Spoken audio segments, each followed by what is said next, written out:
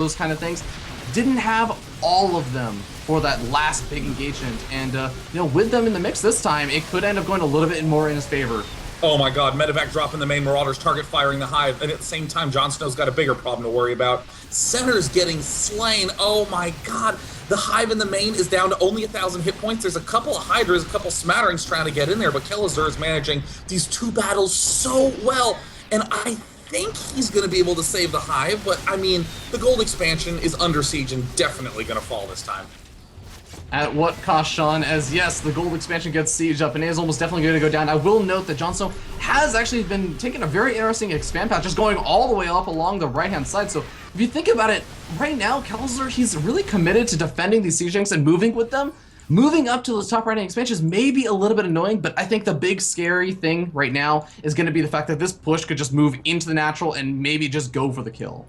Yeah, this is endless good comp and good production from Terran. Zerg has got to rock this engagement. It needs to be huge and great blinding clouds at the back end, but it doesn't matter. The force from Kelazhur, way too good, way too big. The good game well played is called, and Kelazhur, who went into the semifinal with a lack of confidence, looks great. Sean, I'm not gonna lie. This is what I mean when I asked Kelazhur, have you ever been mean or like done a slightly negative / unfortunate, like upsetting thing to a person ever?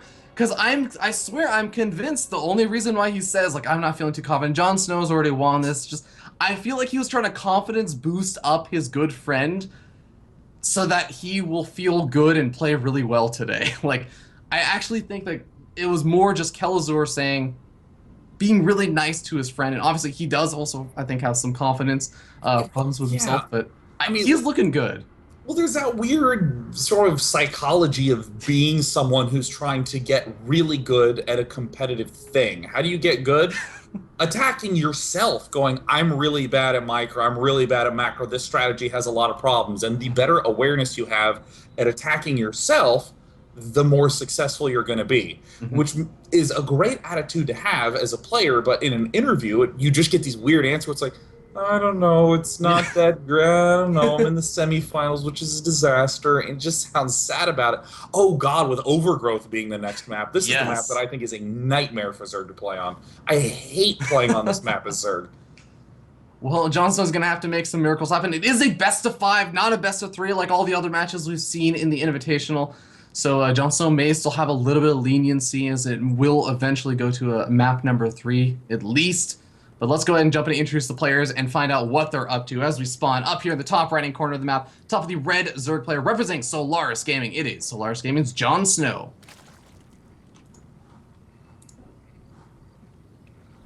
And in Oryatar Bandam, but oh my god, in the recover! Here it comes, don't worry, I got this. I'm going to turn it into a backflip and land back in the introduction in the bottom left. He seemed a little bit unconfident, but don't let that trick you. He has some tricks up his sleeve. He is Kelazhur, who did gorgeous, basic attacks. I mean, this is something I almost like, I'm annoyed at myself with my own show where like, ooh, this is really cool, innovative new play. You know what? The basic stuff done well is 99% of the game. Kelazhur did a drop and then attack at the same time. That was the move. That was the whole move. Build the right things, do a drop, make an attack. And why did he do that? Because JonSnow has a kind of slow pain in the ass army. Simple, so simple. It's like Gordon Ramsay, but instead of cooking, it's the attack salad that's being made here by Kelazhur, right? It's just simple. It's simple, and it works so well. And I'm thrilled to see him not do anything self-sabotaging. Yeah, I'm really looking forward to see what Kelazhur does, but also I want to talk for a second as the game sort of starts to ramp up, goes through that initial introductory phase. What do you think about JonSnow's opening last game? Because you remember going back to like how he opened, he stuck around on that 2-base style for a very long time, right? Like very slow to take the third expansion, got up Roaches, but didn't really, it was like not really being hyper aggressive with them because he was afraid of like all of these things that Kelazhur could have been able to do. So Overgrowth is a different map. You're talking about how you really dislike it for Zerg, but I guess I'm almost more curious. Like, what is it that you Yeah. dislike about it? Yeah. I mean, there's a couple things in there. Like the first one that I want to talk about is what I don't like about this map, and it's just the closeness of the bases, Hmm. how straightforward it is for Terran. Like Terran obviously can take this third that's at the bottom right, but this left expansion, it's so easy to take that, hold the watchtower, and just blast straight towards the Zerg's base, and Hmm. it's very uncomfortable to look for any counterattacks. You're kind of constricted because it's not a very wide map. There's Yeah. and there's that one attack angle from the goal that hits all the Zerg bases. Oh You hit yeah. the top left, the top mid, hit your natural. You don't even really need to do drops on this map as Terran to be really successful against Zerg. So that's kind of where the discomfort comes from. But what I want to see out of JonSnow is not to wait. Oh, whoa! That Ooh. was a close call, man. Just barely keep that drone alive. That bullet was Nice still in the air. no, it was, it's kind of like in The Matrix. Instead of Neo barely dodging out of the way, it's like Neo just becomes a building at the last second. Well, buildings definitely take a lot less damage from a pair of guns firing at them, but Yeah, but that wouldn't make for good cinema. He's like, I am the one, and he just becomes a phone booth or something. oh god, that would be beautiful. But let's take a look at what Kelazhur's doing, going for that factory, and I say let's take a look at what Kelazhur's doing, but it's actually just the most standard thing in the world. Again, nothing Oh, too yeah. crazy. Love that. And what I want to see out of JonSnow is not to wait until he is safe to make the play. It's easy to say, okay, I need to get up all my roaches and all my queens, and then I'm good, and now I'm going to expand at the 12-minute mark. What you want to do is expand at like the 9-minute mark. Get beaten on a little bit, have to do some multitasking, and then you have an expansion minutes earlier, which is going to translate to over 1,000 extra minerals sooner. Because as much as I love to talk about strategy and cool little counters and whatnot, it's money. It's a game of money and who can get more resources at all points in time. Who can put you resource-wise behind. Yeah, definitely. Another thing that I'd really like to see, especially on a map like Overgrowth, having creep spread is so unbelievably helpful. Because you were talking about how it's like a really wide map and everything, and getting your units into position, especially if there is like a lot of aggression on different fronts or different angles, having your units in position to defend against drops, to defend against move-ins from different areas, so helpful. So good. I mean, right now we're seeing JonSnow just begin it. Look at that sad queen embarrassingly throwing down her first creep tumor. It's like when you try to turn in a 3-day late essay and you're like, here's the essay you wanted, Professor. Like, oh no, just leave it in his box and don't even deal with it. Overlord suicides in and sees. Oh, I gotta say, this is like my favorite Terran opening with the Viking, just to clear out Overlords. The Polt Viking. Oh yeah, the Polt Hero Viking. I mean, it's so great, right? Oh man. Well, actually, surprisingly enough, we talk about the Polt Hero Viking. Look at how many Overlords are out on the map right now. JonSnow has an Overlord on the map. Oh wow, that is very nice, very cautious.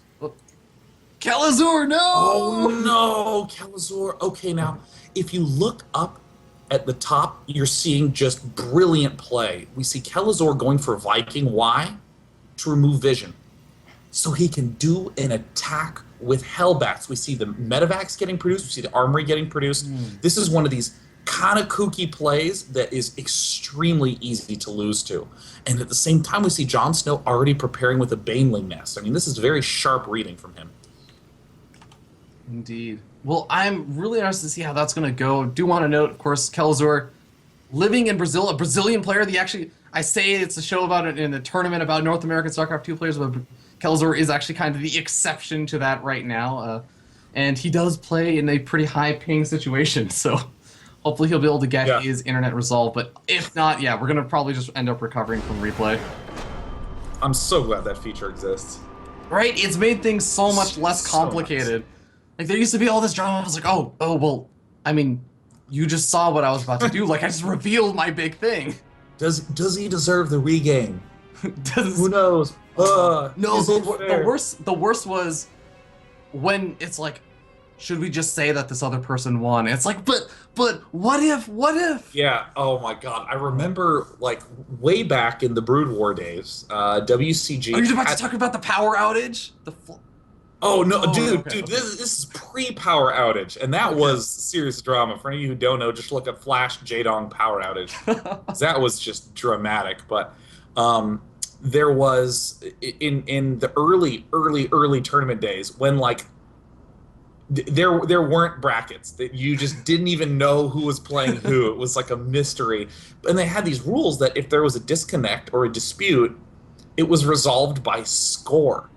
Like the score on the screen, like right now, if we look at the score summary. What? What? Oh. Yeah, Kelazhur is ahead by 300 points, so he'd win. So there would be people who would like macro really hard and then just pull the plug and be like points because minerals were like the best point garnering thing in the game. And it was all bullshit, and this is why it's so great that Recover from Replay exists. Oh god, that sounds absolutely terrible. Now I just imagine like the employees at Blizzard Entertainment, like they're going through that period and they're like, should we change these score algorithms? Like, yeah, like they had like too much power because like, oh no, you made Vespene gas twice minerals. It's bullshit, man. balance patch 1.7.2. We've increased the amount of points awarded for mining gas because we believe it counts for more than mining minerals right now. Yeah, it's those little things that like don't make any sense. Like because if you come from traditional sports, points define everything. It's point-based games, and then at the end of the game, it's like, well, you know, there's his points, but no one pays attention to points. That sounds crazy, you know. It's like a soccer match. It's like 9-5. It's like hugely action-packed, and then Team 9 just concedes. Yeah, it was like, don't worry about the fact that they the like points are irrelevant. They had a lead in economy. Well, it's basically whose lines it is anyway. Wait, that's the title of the show, whose right? way is it any line here? And that's why I can't do improv. All right, well, is he back? Is Kelazhur back? He is back in some sense, and yes, we're in the lobby, and we're going to be doing that resume from replay, which still does take a little bit of time. We got to replay through the entire game, but at least the players don't have to actually physically replay through it. Yeah, that would be very nostalgic. That's one way of putting it. I've always got to say though, like before we got the resume from replay thing, I always had an enormous amount of respect for the players that would open up the exact same way, do the exact same things, even if they would do something like sort of weird or out there. It'd be like, look, I'm just gonna do the same thing. Like this is not supposed to have been replayed. And similarly, I had a lot of disrespect for people who like, oh, command center first. Well, interestingly, 5 pooling was my plan all along. I actually just messed up my 5 pool. Yeah, I was gonna kill off one of my drones and just. Hey, no, I'm sorry, wrong game. Yeah. For any of you who don't know what a 5 pool is, in olden times they gave you 4 drones instead of 6. They started you a little bit further ahead in sense if you're going to go for a 5 pool. Because right now, if you want to go for a 5 pool, you have to kill off one of your drones. It takes a little bit of time. It takes away from your economy because you gotta spend time not mining to kill off one of those drones. So Brood War made it a little bit easier. I'm telling the players to set their screen hotkeys because they don't get loaded, but I'm not a referee, so no one's hearing anything. So that's great. Neither am I. Okay, well, our lovely admin, Master Dolk, is going to go ahead and reiterate that. Oh, attaboy, Dolk.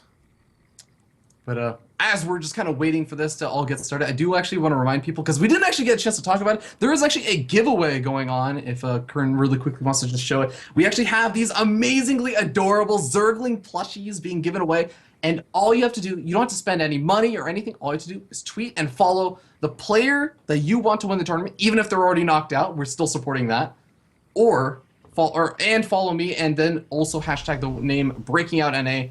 You can be entered to win that. But now the game is resumed, Sean. Boom. So they're probably scrambling to do their screen hockeys right now. Yeah, right. Thank God there was no like engagement going on during that. You know, I love this. He's got his Hellions at the front. He's doing a little bit of harassment with them right now. And his future Hellions are just being rallied back home. I think my favorite touch of this, though, is that he's building extra Marines, which always seem irrelevant. Come on, it's a Hellbat push. It's about the Hellbats, man, but that little bit of extra damage ends games. And look at that. Ooh, that's sexy. He's using the medevac to boost them more quickly. Yeah, he was actually doing this in, I think, the earlier matches that he was playing today as well. A really, really cool maneuver. And With all the Hellbats on the other side of the map, they've transformed, and they're going to be getting ready to start moving in. The poor Bolt Viking, unfortunately, only has 1 kill. He just gives up. He gives up. He's like, there's no Overlords anymore. I'm just going to land. Oh my god, this is a very tricky push to deal with. JonSnow building Queens, Zerglings, Banelings, anything he can. The Banelings from the left side, and the main. Oh my god, he's going to hit this from 2 sides, and these are very clustered together. Hellbats are light. They do take extra damage from Banelings, but the first hits don't deal very much. The first line of Queens is just getting smashed apart, and JonSnow is looking to be in very bad shape.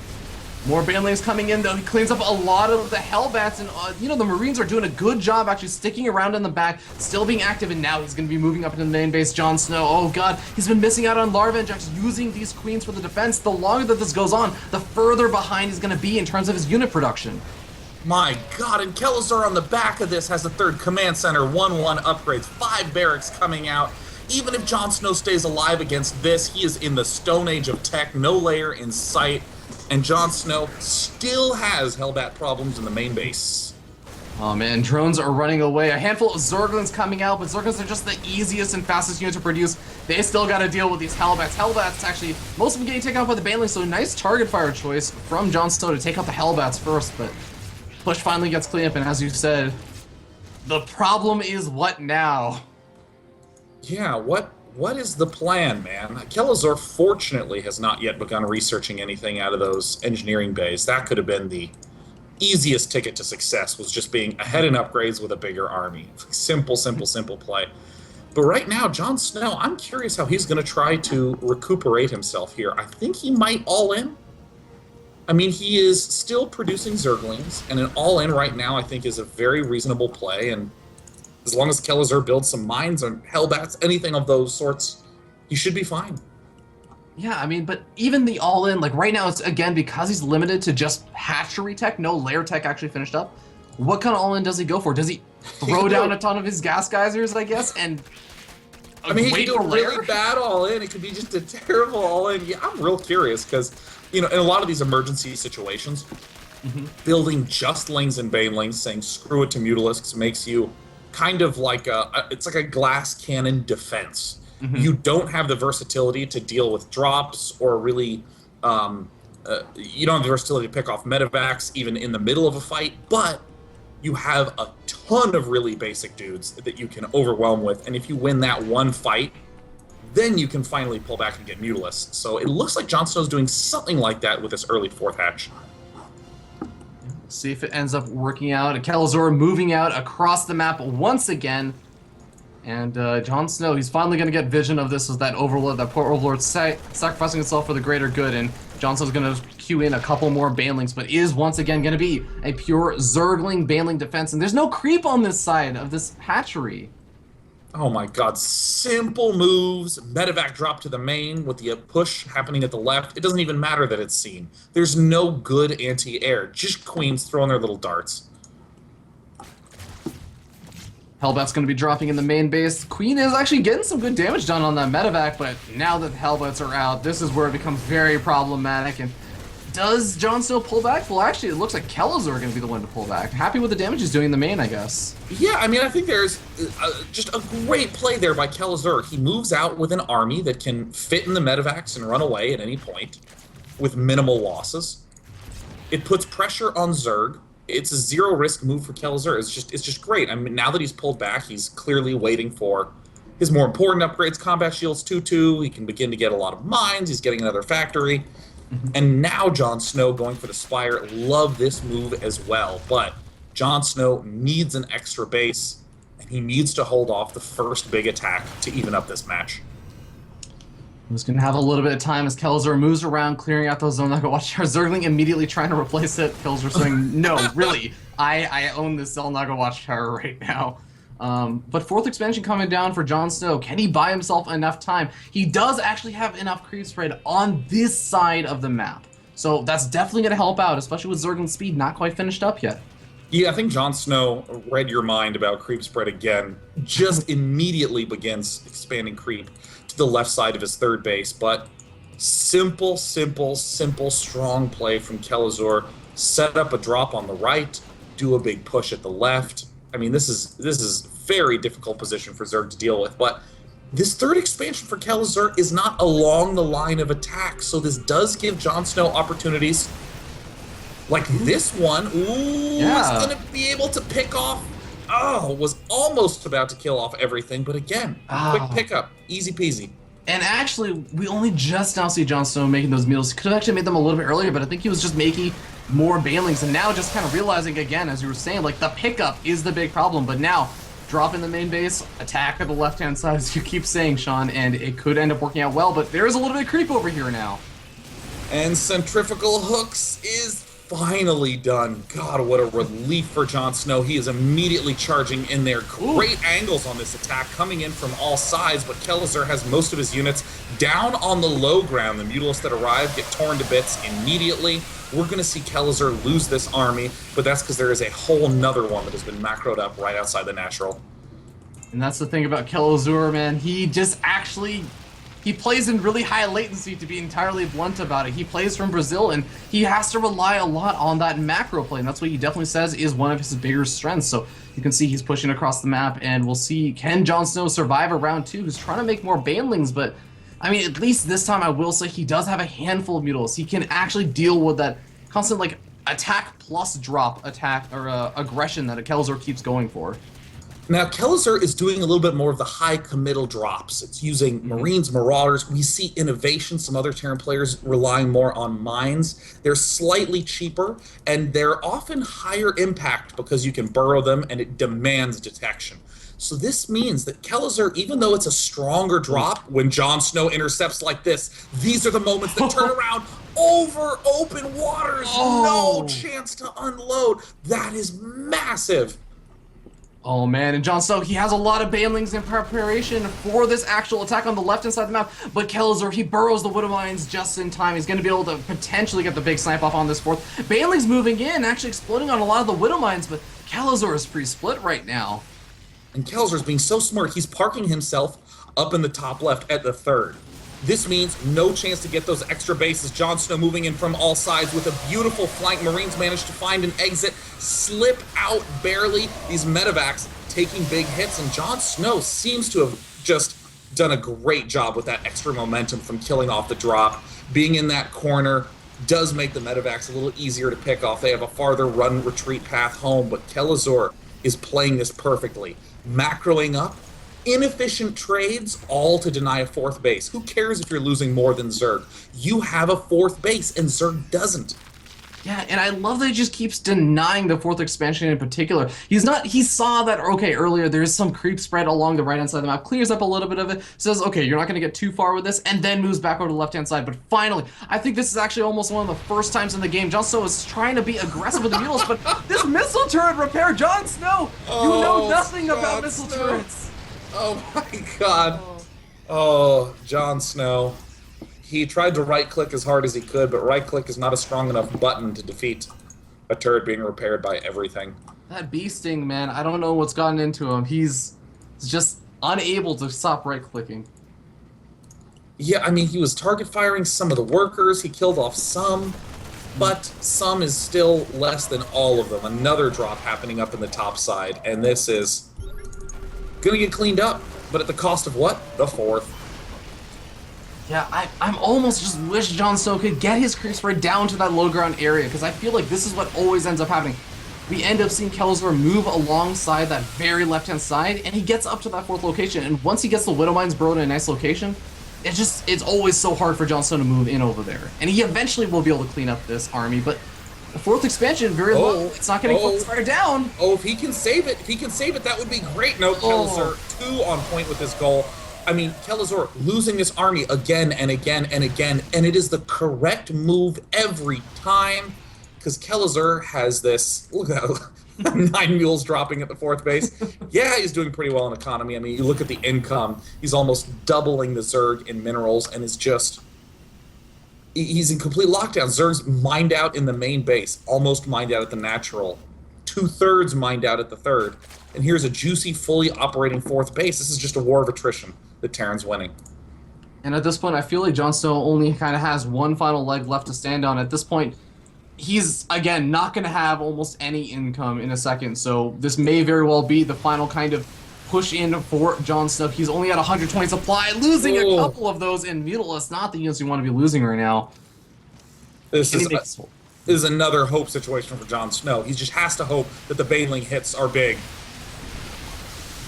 Widowmine hits. Honestly, not too bad. And Kelazhur going to clean up most of the Zerglings and the Banelings. This time, Kelazhur may have enough if those Banelings don't hit. Okay. Does have enough to keep pushing on through, and this expansion going to get denied. GG, well played. GG again. Wow, 2-0 for Kelazhur. And I got to say, JonSnow's a player that I've really enjoyed watching, that I've really enjoyed following. I mean, he's sort of like an American Johnny Rico. He's started out pretty cheesy, but had some nice cheese, and his average game length has been getting longer and longer and longer, and we saw there a great example of why. He took game-ending damage early and clawed his way back to a reasonable spot. But man, Kelazhur, strong and simple. Deny the fourth, deny the fourth, deny the fourth, deny the fourth. He did the same move. He did a big army on the left, drop on the right, every time. Perfectly executed.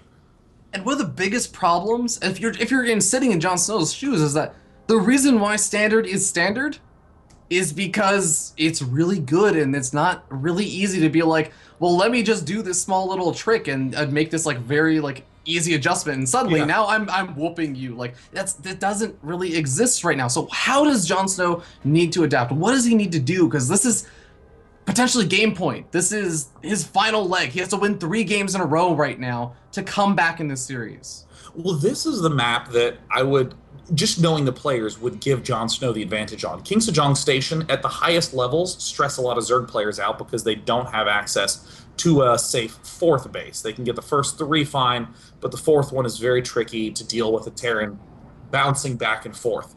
However, that's only when players have really, really, really exceptional macro-style play, when the Terran player is doing the bio-mine stuff magnificently.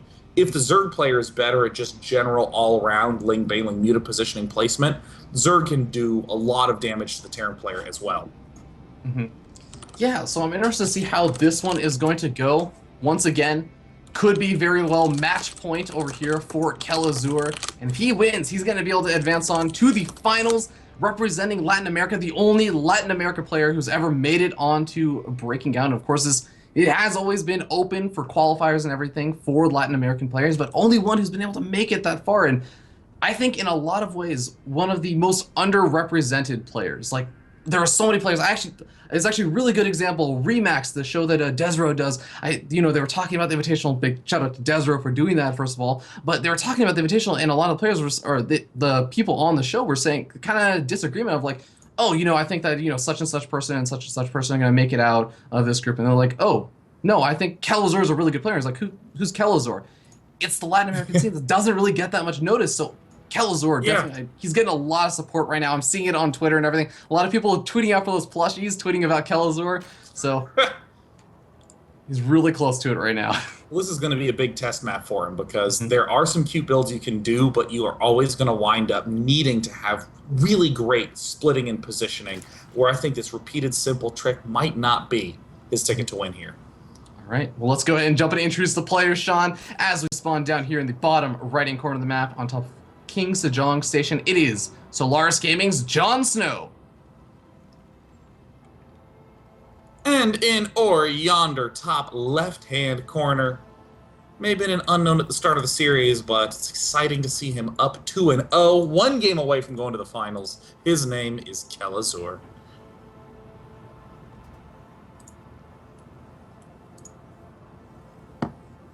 One thing that I think really is hard for Zerg players with the whole Widowmine patch, boosting it back to previous levels.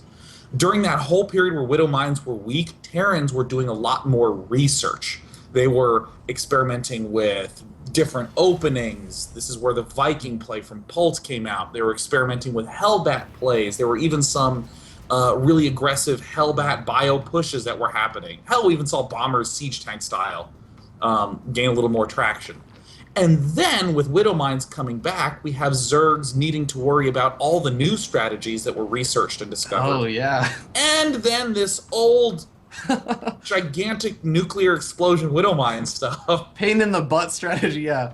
Yeah, it's really, really stressful as a Zerg player now because there are so many potential early all-ins, and the follow-ups are as equally threatening. And I think it's definitely been a big change from, I think actually we were talking about it earlier on, where it's like TVZ, every single game, the same opening over and over and over again. Oh god, it was hell. it has its own kind of nice points to it. It was like the opposite of Zerg versus Protoss, where we'd see like everything under the sun, and then ZVT would be like the exact same build every single game. Yeah, it was tough. It were tough times. Poor us. You know, the important thing is that everyone watching and listening should feel real bad for us. Wait a minute. Where is... Ooh, Kelazhur's a little bit late on this expansion. I think that he... Going for the actor first. Well, it looks like he went for the supply depot first, which I think is a little bit overly cautious. It might have just been a flub. You really can just skip that second supply depot very easily. Yeah, well, a little bit unfortunate. JonSnow, did he accidentally get supply? He's at 22 and 20 supply. I haven't really seen like an extractor overlord, or like a double extractor overlord trick or anything. A 20 supply, but I guess very much possible. Yeah, it looks like he went for the double extractor trick. Not really sure what to make of this, but that Reaper is just MVP Reaper. Oh my god! Doesn't quite manage to get another one, but 2 kills. More than enough for that Reaper. JonSnow's in an unusually bad position this early. Yeah, it's also just like, you think about right now, he's down 0-2. He's been playing well, but he hasn't put his name on the actual scoreboard for this series. And just all these small little things of like, oh man, and now I just lost 2 drones to the Reaper. I'm not supposed to lose any drones to the Reaper. It's all these kind of like mental blocks that start adding up, and you start feeling bad, and maybe even start getting down on yourself, because it's weird, right? Yeah. We talked about Kelazhur being down on himself, but JonSnow, like, it's hard to come back in those sort of mentally defeating positions. Yeah, he looks a little flustered from last game when all the Hellbats came up. He managed to pull it together, lost. That's always very frustrating when you feel new hope that then gets pulled away from you again. Kelazhur, though, is still doing a pretty good job keeping that Reaper alive. JonSnow does manage to get out, pick it off. Little bit of a boon, but overall, we're looking at, yet again, ultra-standard opening from Kelazhur. Yeah, definitely. Now, I want to ask you, because we have seen Kelazhur really like that sort of push on one side of the map and go for a drop over the main base. How do you feel about that on King Sejong Station? Because I feel like there's definitely some really nice opportunities for it if you go ahead and just send the drop along the side behind the destructible rocks area and, move it around to the main base while making aggression on like the third and the fourth extension on the left-hand side. Doing the drop and push combo, it's hard to be bad. But on this map, I do think that you need to be a little bit more smart about these vulnerabilities. Like the natural expansion protrudes out very far. You need to also do things like move your army to the middle and let Zerg know that you could go left or right. Doing those pre-planned routes are a little weaker on this map because it's so much easier for Zerg to counter, and your third as Terran is so much more vulnerable. So I think that Kelazhur needs to still do these two-pronged attacks, still do these drop-heavy things, but he needs to do it with a little bit more creativity and a little bit more on-the-fly judgment. Oh, a disaster for Kelazhur. Oh, man, that is going to hurt. Well, Banshee's still alive, so he's going to be able to continue on with a little bit of aggression. I mean, this Banshee doesn't have Cloak just yet. It's going to have to back up, and already at half health. We'll see how well it can do as it's going to keep sliking around, does finally start cloaking in, moves in, takes out one drone, takes out a second drone. Oh, actually, the Spore Crawler not quite finished up just yet, and, he's going to keep wailing away at these queens and everything, but as soon as that Spore Crawler finishes up, boom, the Banshee is thwarted. But this is looking very, very good for Kelazhur. I think JonSnow is very desperate to make this attempt. There are Banshees on the field. He can easily target fire that. That's an empty bunker. Oh my, that was the most held all-in of all time. He got He got stuffed. Oh god.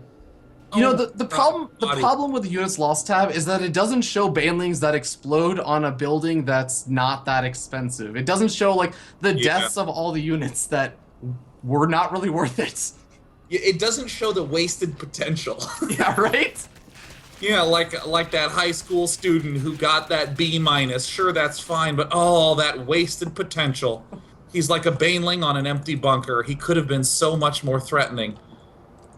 I mean, this is bad for JonSnow. This is a terrible spot. There's no layer, Ravi. That's... Oh, God. This was an issue we saw, actually, in one of the previous games, and we saw how much it actually hurt JonSnow and be able to defend against that aggression. And there's actually still Banshees. There's a third Banshee out right now. What on earth? So smart. Yeah, I mean, just keep applying pressure. You're not under any as Terran. You've already seen that your opponent is going for hatch tech a little bit longer. I mean, these Banshees can actually just waltz into the main and kill off the main. Baneling nest. Oh my god. He can kill that Baneling nest. Like the queens, there's no layer actually finished up yet. They can't actually make a spore crawler over there. He can kill the layer. He can just kill it. Oh my god. Kelazhur already in a great position, 2-0 right now, taking enormous leaps and bounds ahead right now of JonSnow, who's sort of flustered right now, dealing with the Hellion run by. Oh my god, the queen's getting picked off. There goes down 2 queens immediately. 3rd and 4th queen. Oh, there goes the 3rd. I mean, he doesn't need cloak. He does not need cloak anymore. He can go kill hatches. There's actually, as soon as that queen dies, it is quite literally just spore crawlers on the map as anti-air. And I mean, Kelazhur is just not letting up. It's very easy to see the spore crawler and say, all right, let me go elsewhere. Kelazhur says, no, I found the exact hex that's barely away. And I will just kill every single drone you have. Oh. Could this be an opportunity for JonSnow, though? He's not making any he lost his Baneling nest. He can't actually Baneling bust us. Never mind. I was thinking, you know, Kelazhur moving out with his entire army, but at this point, he doesn't have to worry about it. Oh, okay, he did remake his Baneling nest. And look at this. Look at this great move from Kelazhur. He's pulling the Banshees back, sending the Medivacs in. The Medivacs are going directly to the heart of Zerg.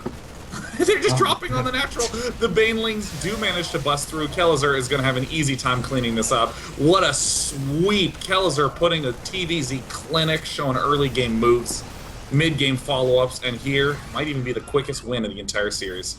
Representing Latin America, Kelazhur is going to advance on to the finals of the Invitational. In a very one-sided fashion. Yeah. And it's almost surprising, actually. So one other thing, I brought up Remax, as you know, the podcast show, and they were talking about this. And actually, I think even In Control was saying, like, one of the biggest favorites, the name that everyone was saying was like JonSnow, probably like the most well-known of the players in the actual Breaking Out season. Very much one of the big favorites to make it to the finals. He made it to the semifinals of actually season 1. Yeah. Just barely fell through. Feels like he's playing literally the best StarCraft of his life right now. Not quite able to power through Kelazhur's just awesome macro and aggression. Yeah, I mean, there's a lot of factors going into it. I mean, one is the weirdness of the map pool. Foxtrot Labs is kind of and then when you try to do this unusual Roach Hydra play, I'm pretty surprised that Kelazhur met JonSnow with just basic macro, because it's very easy to see Kelazhur do weird things and these sort of suicidal type plays. Yeah. And then in the follow-up maps, we see again, it's JonSnow not quite being comfortable against this full array of Zerg threats, or excuse me, of Terran threats. I mean, you saw how defensive and passive JonSnow is playing. He was going for Baneling Nest Spore Crawlers before layer, almost committing to being on the defensive. Yeah, and you know, honestly, at the end of the day, we don't even have to speculate or even think that much about Kelazhur's build. We can just ask the man himself, as he is here. Kelazhur, man, congratulations. You've made it to the finals now. How are you feeling after that victory? Feeling good. That was quite unexpected. But I guess I gotta say I'm sorry to Jared. I got really lucky in those games. Oh, what? I would argue that you did not get lucky. However, I will state you must defend your luck. What was the lucky thing? Okay, so third game I went Banshees and he went really greedy. Um, the all-in, he didn't go roaches when I did the all-in on overgrowth. If he went roaches, that would have been a totally different story. And I don't know, Foxtrot is such a good map for Terran. I don't blame him for losing. That's how I defend my luck. We'll let it go this time, but We'll let that slide. Kelazhur, I do want to keep this brief since there are some more matches going on or going to be happening very, very soon, and I don't want to keep you awake until 2:30 in the morning again. But you're going to be facing off against the winner of Intense versus Midday. Do you have any preferences on who you would like to see in the finals? Definitely I would prefer Midday, even though I lost to him. Intense, such a good TV tier, and I think I have a better chance against Midday. All right. Well, thank you very much. Kelazhur, you have a little bit of a breathing time, space, area, words before the actual finals, so have some fun. Go use the restroom and celebrate a little bit as you've made it there, and we will see you in a little bit as I go ahead and use my great powers of Skype to kick you out of here. Boom. I feel like you're one of those preachers that just removes the demons from people and pushes them. You're like, good luck in the finals to you, boom, and then you shove them down into the crowd. You're like, oh, the finals. I'm the guy that's like, if you're ever playing, I don't know, like Mafia or something, I'm like the guy that's really nice until I get like that taste of power, and then I'm just like, screw you, screw you, screw you. Kill everyone. You just want backstabbing to happen for its own sake. That was me and like my FFAs and everything. Oh man, it's so much fun. Oh man, God, Kelazhur is the guy also who is like in an FFA and he will see that like somebody's struggling a little bit and he was like, oh, well here, let me like protect you. I'll siege up like a bunch of bunkers around your base. Okay, do you have 3/3 carriers now? Awesome. And then he loses to the carriers because he's like protected this person trying to be nice. Yeah, I mean, I really imagine that he's the sort of guy that if it was like a 7v1 comp stomp and then someone turned out to backstab, he would try to talk it out first to see if there's a way that they could still re-ally and win together against a computer. All right, guys. Well, we will be right back. We're going to be jumping to the next semifinals, but here's a little bit of information on the other two semifinals. Yes, Complexity Gaming's Midday and IVD Gaming's Intense.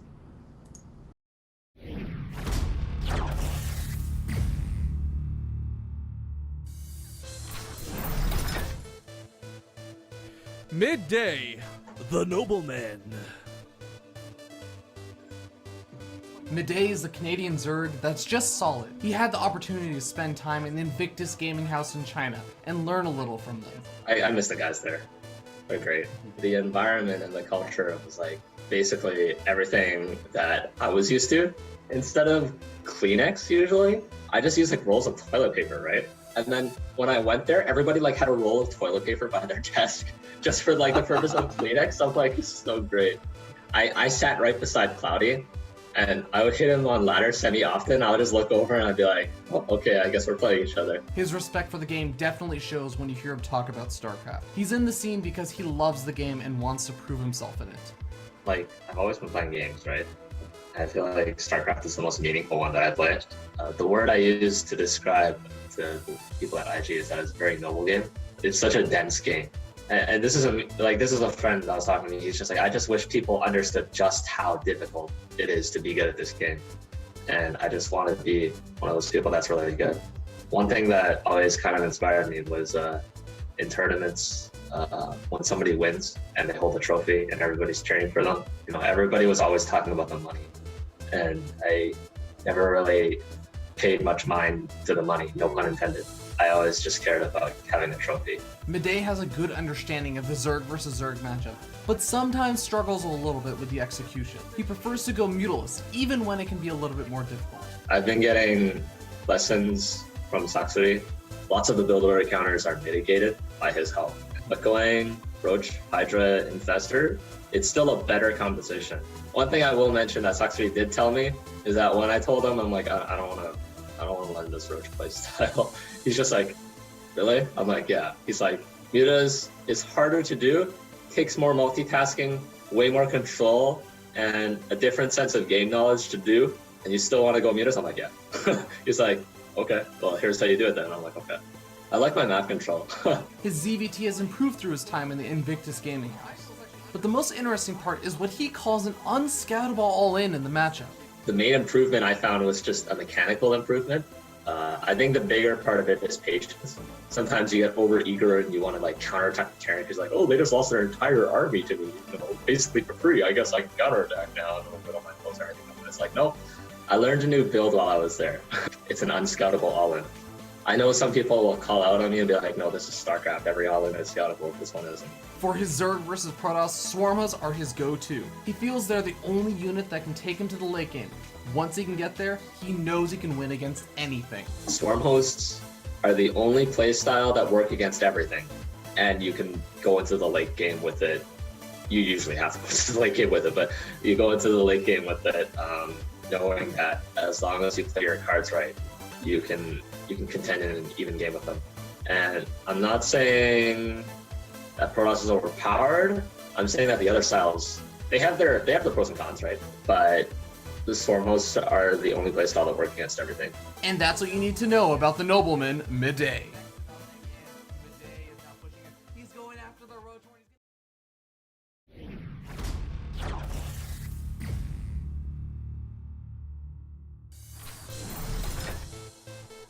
Intense. The Macro Machine.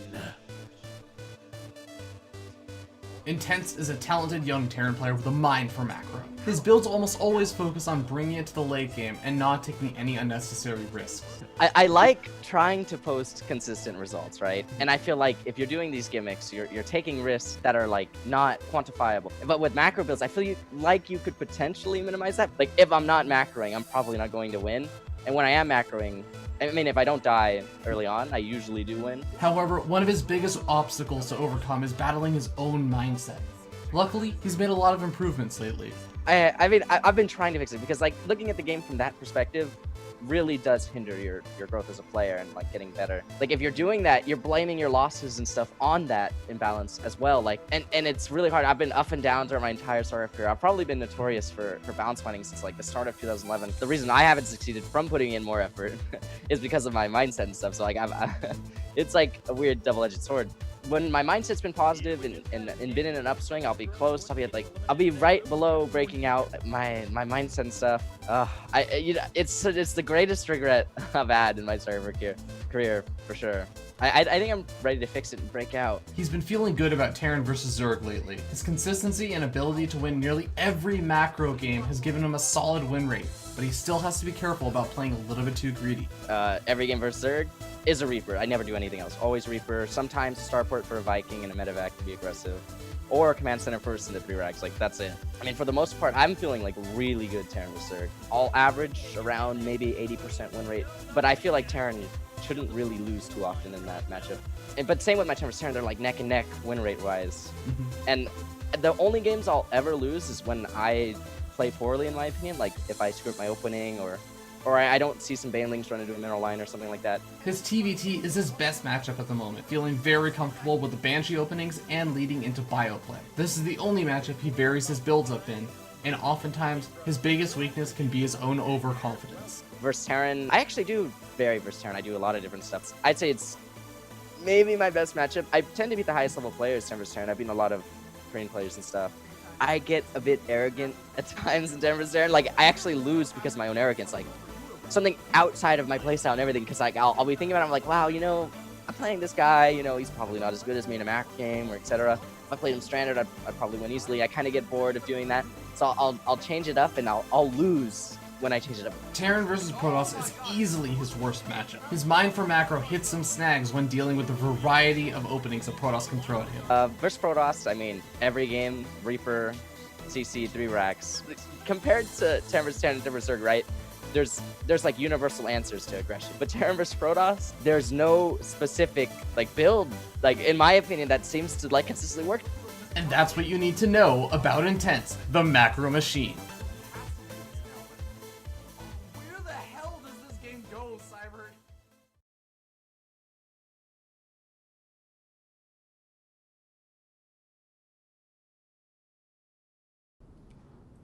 Hello, everyone. Welcome back. We're jumping into the next semifinals, the second semifinals, and the last semifinals, because there's only 2 of them. I'm joined here once again by Day 9, and of course, Midday from Complexity Gaming and IVD Gaming's Intense. How are you gentlemen doing today? Intense, how you feeling, man? I'm feeling pretty good. Feeling pretty good.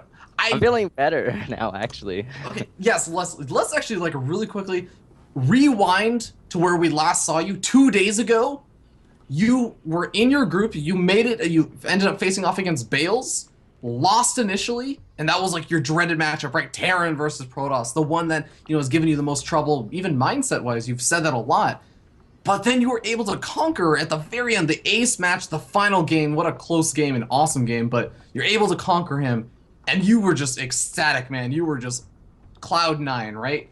Not Yeah, the team, dude. IVD Gaming is your team, but you were feeling great. And I gotta say now, like, okay, you've had a little bit of time to calm down. You don't have to worry about any more Protosses. It's just TVZs and TVTs, which you've said in your interviews, 80% win rate in the matchup right now when you're playing on the ladder. So Not against QXC. but not against, okay, QXC is like a totally like insane TV tier, right? Like he just has an unbelievable understanding of everything, right? But Just like I thought you were just like 80% TVZ win rate. I'm like, oh, I'm more screwed than I thought. Okay.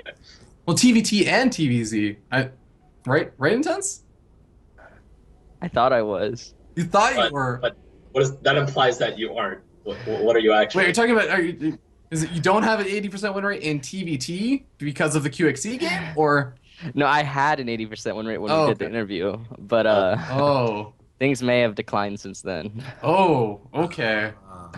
Well, that actually does lead me into my question. Like, how are you feeling going up against Midday, man? I mean, tell me. I know that you're not feeling great, but of course, you know, like if you're at like 50% strength, you're still going to be good enough for Midday, right? You can still just kind of knock him down. It's going to be like maybe 3-1, right? Well, that's giving him a lot of credit. No, I mean, I go play on Korean server and I lose to a lot of the Zergs there, but I'm playing like Codesk Koreans like True and like Hyun and like people like that, like really good Korean players. Yeah. But then I go on North American server and I win like every game, so I don't know. Midday happens to be from North America, so. I just happened. Well, I have you know, I just came back from IG Team House China. Not quite NA there. Close enough. Actually, they play on the NA region. It is close enough. Yeah. And Yeah. Midday, I do want to ask you, right?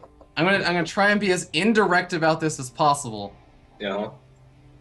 Can we expect something that I asked you about in the past? My God, that was nice and vague. I like Yeah, that. Considering, I know exactly what it means. Considering the maps that we chose, I'm not sure. I think if I feel like it, I'll do it. That's generally been the scheme of these games. Like I haven't been preparing perhaps as much as I should have. And that being said, I don't feel like it's right for myself to beat myself up if I do happen to lose. In contrast to other tournaments where sometimes I would like pour myself into it and then get screwed over and then cry myself to sleep. But yeah, it's worked out so far. Seems pretty good. I have been practicing a reasonable amount, so we'll just see where it goes, and wherever it goes, it goes. Sounds good. Gentlemen, do you have any final words for each other, starting with you, Midday? No, let's let him go first, so I can think of a comeback. All right, Intense. I'll start preparing for the final. Okay. Great comeback. Okay, wait. So this is the same question I asked the other fine gentleman of the previous semifinal. What do you feel about the Terran versus Zerg matchup since the mine switch? Because there was a long period where Terrans were really struggling without their mines. There were things like, well, okay, Hellbats are now easier with the armory. Okay, Thor's now auto-target up. There are these little tweaks, and they're like, dude, screw it, just get your mines back. So, you know, Intense, I want to ask you first how you feel the matchup is now. I mean, obviously it's going to be a help to Terran, but do you think the matchup is overall much easier? Do you think there's still cool tricks that Zergs have been able to combat this buff with? No, yeah, but I don't feel like giving those tips out right now. Maybe afterwards in the winner's interview, you know. It's definitely a lot easier for Terran after that. Like, I used to be really bad at Terran versus Zerg, but then now I can just like A-move mines and kill every Zerg. You A-move mines. You literally box the unburrowed mines and you say go and they figure it out. Pretty much. That's amazing. Midday, from the Zerg point of view, obviously it's harder, but do you feel like this really changes the strategies you can use? Or do you think it just makes the execution harder? So first, Blizzard was just like, here, have a Hellbat buff. And all the Zergs were like, well, crap, the 11-minute push is like all of a sudden way stronger. Hellion harass, all of a sudden, like, the first time I played on ladder, these Hellions were just harassing me, and all of a sudden they're just like morphing to Hellbats. I'm like, oh god, oh god, oh god. I'm not used to this. And then, like, a month later, or some ridiculously short amount of time like that, they were just like, here, have 2 more buffs. And I was just like, this is bullshit. And then I'm playing and I'm like, this is bullshit. So, yeah. But, obviously it seems to be playable. You watch really good Terran players stream and they still got shreked by Zergs, and it doesn't even look funny, so it's obviously still doable. We'll just see. Yeah. We'll just see if I can outskill the OP that hard today. I think my favorite part of your answer is the way that Blizzard is portrayed as some sort of evil corporation. They're the Empire from yeah. like there's some, you know, like jerk bankers that just evicted a whole bunch of people from their homes and they're throwing some change they found in the houses to Terran players. It's like, yeah, have this. There's just David Kim in the Darth Sidious outfit. He's like, good, let the hate flow.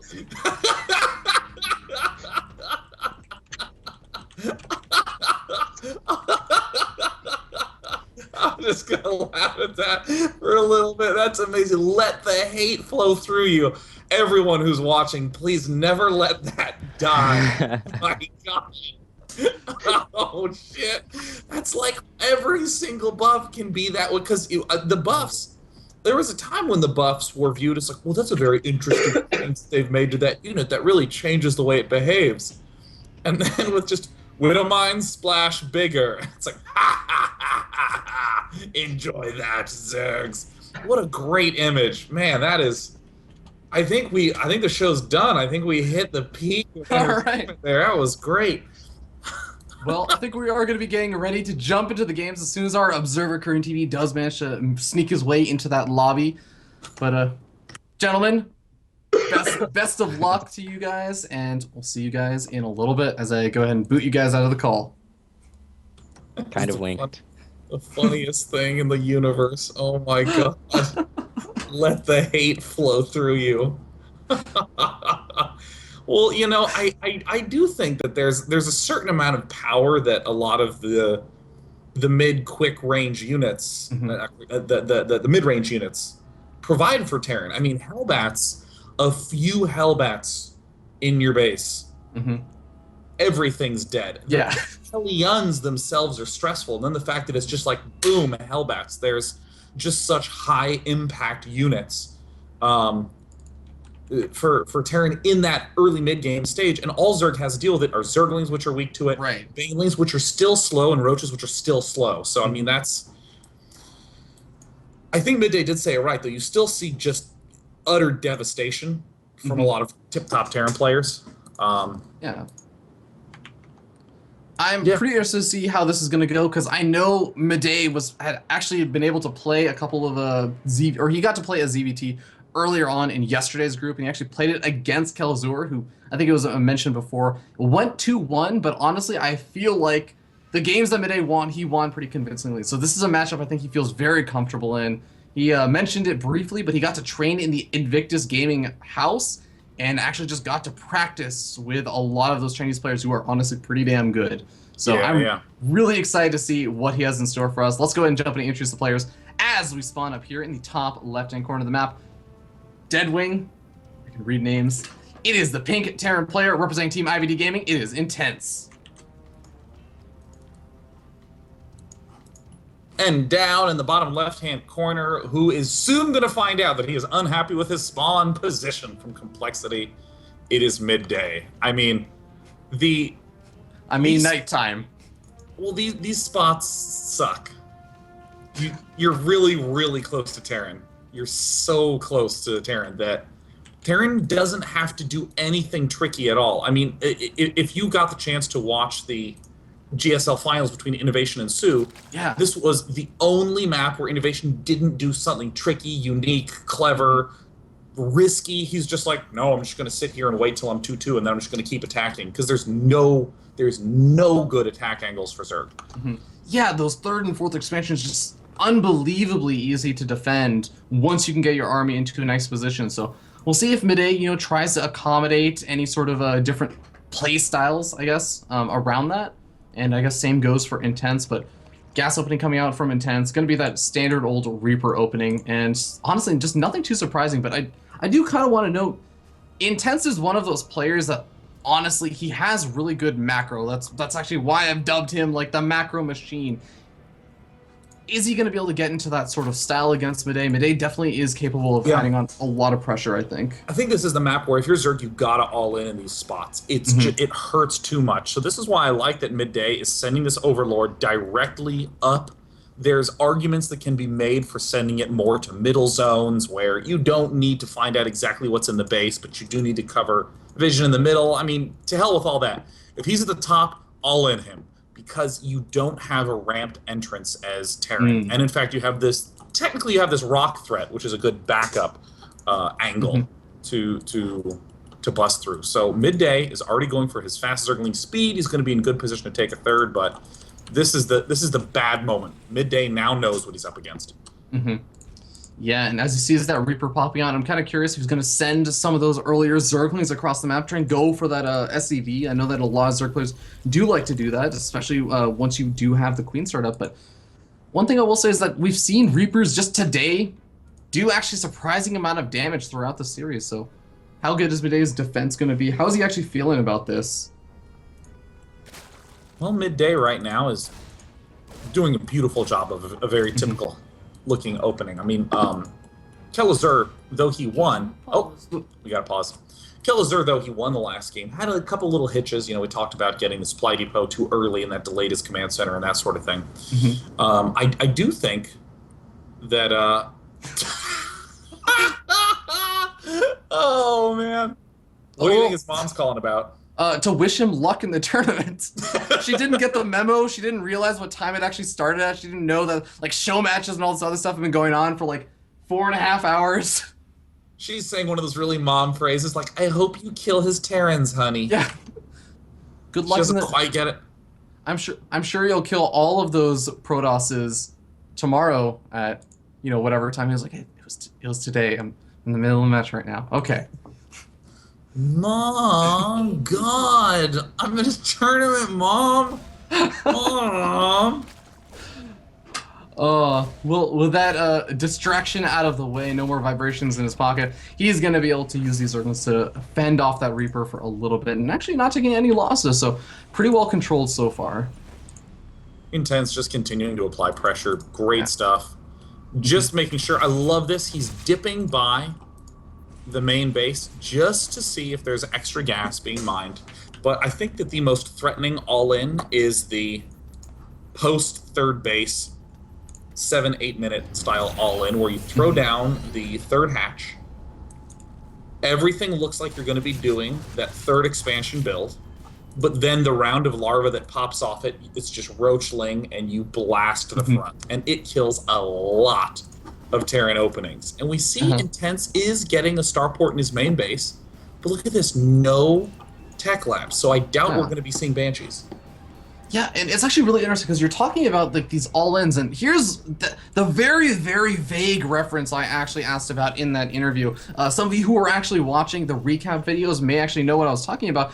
Midday said something very, very crazy in his interview. He said he's been working on an unscoutable all-in the matchup.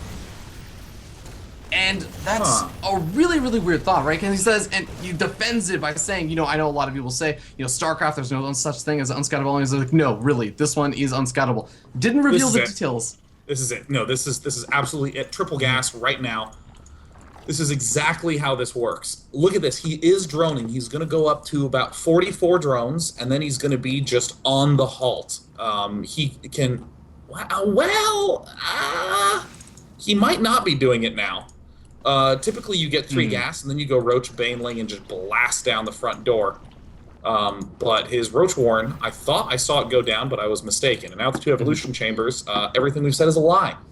So I guess he is going for longer-term play. Yeah, well, it's all good. That is kind of one nice thing about Deadwing is that there is still that 4th expansion that Zerg player can take if they knock down the rocks. It's kind of easy dart between each one of their bases, but Overlord is already going to be falling over here from Midday. Not quite supply blocking him just yet, but he doesn't actually have that many units in production right now, and not that many units out on the map right now to defend. Wow. I mean, Intense is exploiting how close these positions are. This is a very basic defense. He's broken through the front. And, well, this is already looking bad for our Zerg hero. Oh god, if Intense actually just gets behind that mineral line or inside of that mineral line, and yes, that's exactly what he's going to do. He's going to get into a very nice and cozy position. It's only going to be Zerglings out right now to try and defend, and they're going to have to go through these Hellions pot shots, constantly going off on them. Oh man, great positioning, using the Marines to clog that path. Oh god, the Evolution Chamber working against Zerg. Midday might not actually break through this. It looks like Intense is going to continue to fight. He's finding any weak points he can. On the back side of this, we have extra refineries going down. We have extra barracks going down, stim coming up. Everything's transitioning nicely. Look at these Evo chambers. Nothing getting researched. Intense is massively messing with Midday. Yeah, and, you know, the drop is finally going to be halted for a little bit longer. There's even actually one of those Vikings already up to 2 kills, searching and now around for another Overlord or 2 to kill. Just actually barely misses a couple of them. But behind this, third CC is just going to be finishing up very, very soon. And as you pointed out, the engineering base finishing up. Intense is going to be not just in a great position to have done some nice damage, it's the fact that he can also really start to power up on his economy very soon. Yeah, this is looking very, very, very, very nice for Intense. Like, to be clear, you can just outright win this by doing gentle pushing in the mid and late game. You don't need to do anything nutty at the start like this. Mm-hmm. And he just slaughtered. I mean, there's not a lot of different ways to describe it. He just ripped that down. Now, if you're in Intense's position, the biggest mistake that you can make is to try to attack too much. All attacks that Intense should make should be backed by medevacs, should be cautious, should be slow, and focus on having good retreat paths. And we see on Midday's side of things, he is as swiftly as he can getting up Mutalisk. I think that's a smart choice, but he still needs to get those upgrades up and running, because without those, I mean, doesn't matter. Yeah, I think you do want to make sure you have at least enough Mutalisks to actually try and kill off the medevac, not just kind of be like, oh, I have 3 Mutalisks, and then, of course, they unload, like, 4 Marines, and it's like, oh, well, now I have 2 Mutalisks.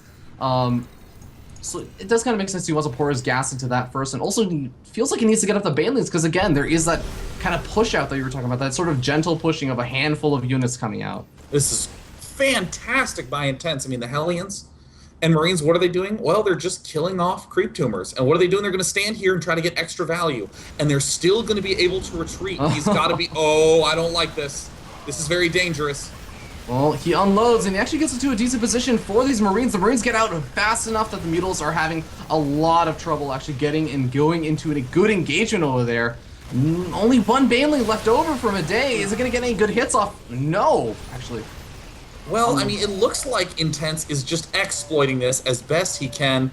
He managed to do, you know, some nice-looking damage. Right now, it's 51 to 60 in terms of worker count. And as nice as that attack looks, those are the exact sort of attacks that can cost you a game, that can cause you to fall behind because you lost too many units. But I think the fact that the 1-1 has only just started for Zerg and 1-1 is done for Terran, I think Intense might just win with this attack.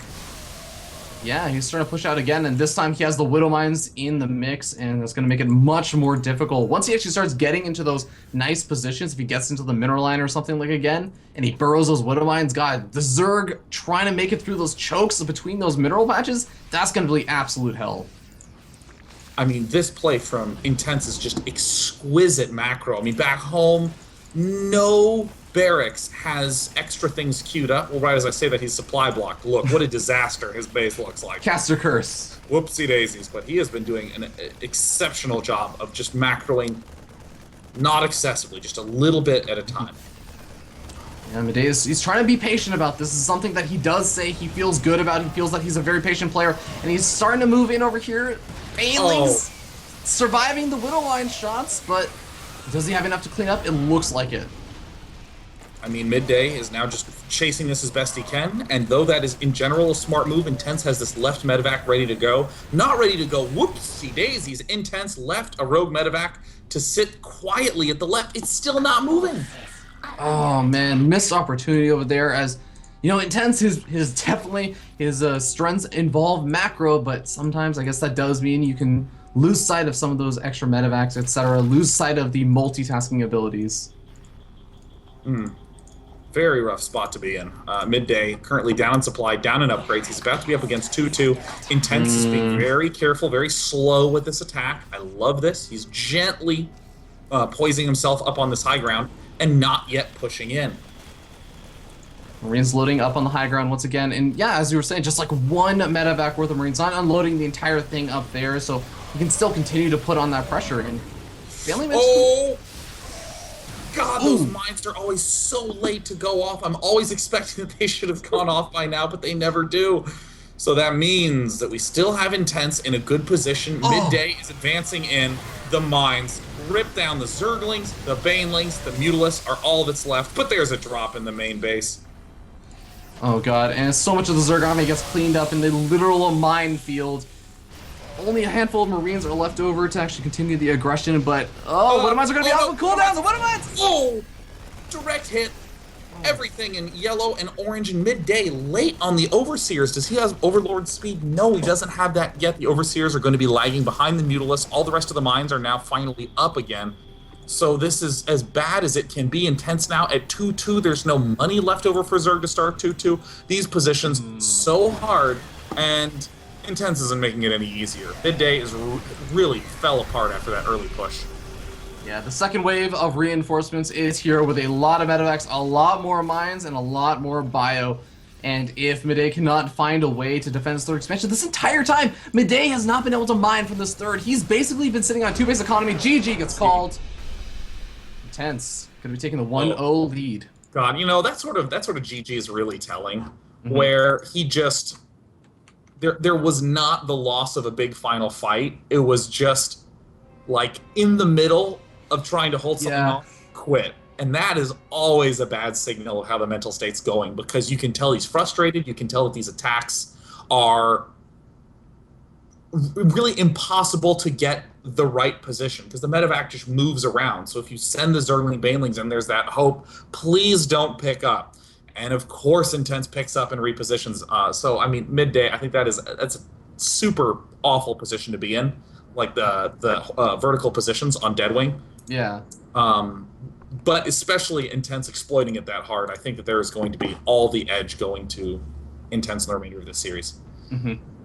Yeah, definitely. And, you know, it's one of those things that if you can't figure out a way to, like, get over that and, like, just shake it off, it was game number 1, then you can honestly, like, to be entirely frank, like, game number 3 of JonSnow versus Kelazhur, like, I think we were talking about it before, JonSnow just seemed like he was sort of tilted, like he was losing extra drones to the Reaper harassment and everything, like all these kinds of things that JonSnow normally do well, you end up not doing as well, because like that pressure is getting to you and everything. So hopefully Midday can get past that and just ignore the fact and say like, yeah, those were kind of like unfortunate spawn positions for Midday, but it's going to be a new map. We'll see if you can make something else happen. Nimbus is another tricky map, though, for Zerg. I feel like all these matchups in Zerg versus Terran are especially tricky for Zerg because, I mean, most basic strategy is about how do you set up your third base. Is he taking his third? No, he's probably doing it all in, that sort of thing. But on Nimbus, it's about fourth bases. And the later you get in terms of just strategy maturity, it's about those later bases. Can you just continue to sustain your economy? And the answer on this map is no. No, you can't. All right, well, let's go ahead and jump in and introduce the players as we spawn up here in the top left-hand corner of the map Nimbus. It is the red Zerg player representing Team Complexity and currently down 0-1. It is Midday. And in the top right, he said he loves the standard macro play, and what perfect maps for him to show it off on. He is Intense.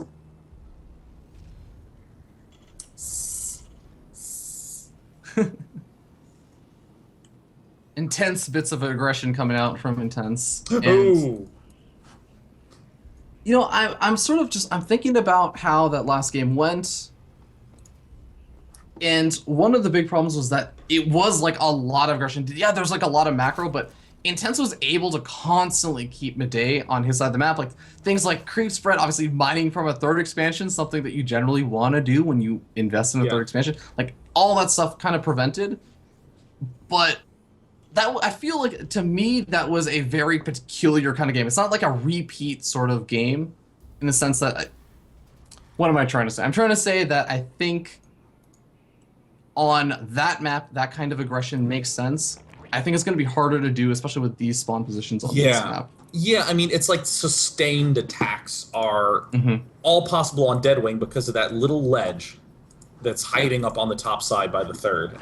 On this map, there really is no such vulnerability, so it's a little bit more of waves. You send in this attack, and then it gets killed off by Zerg, but you did some damage, and then you send in the next attack, and so on and so forth. So,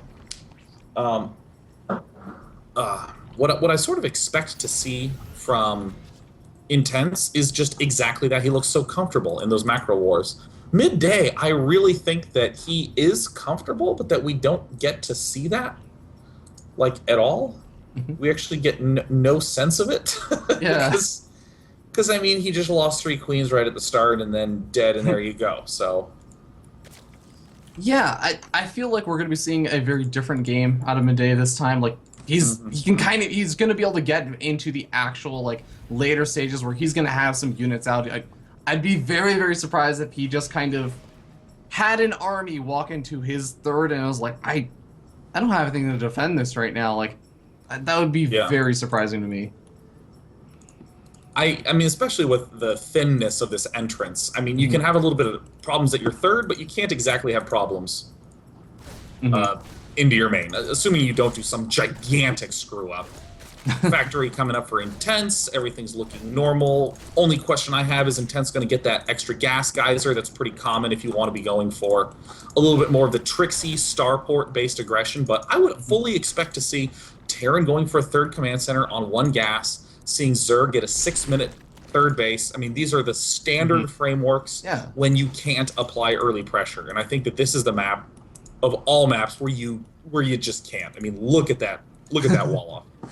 Yeah, and the other thing about Intense, just as a player, is that he's very much set. He's one of those players that kind of says, look, this is a build that I do a lot, and it's safe, it's standard, it's macro, and I'm just gonna do it like every time. So he's the kind of player that'll be like, oh yeah, if I decide like I'm gonna go 3CC, you can expect to see it almost every single game. And I think this is why people begin to gravitate towards standard, because it to a certain extent it's thoughtless. You're just like, well, here we go. I'm just gonna do this. All right.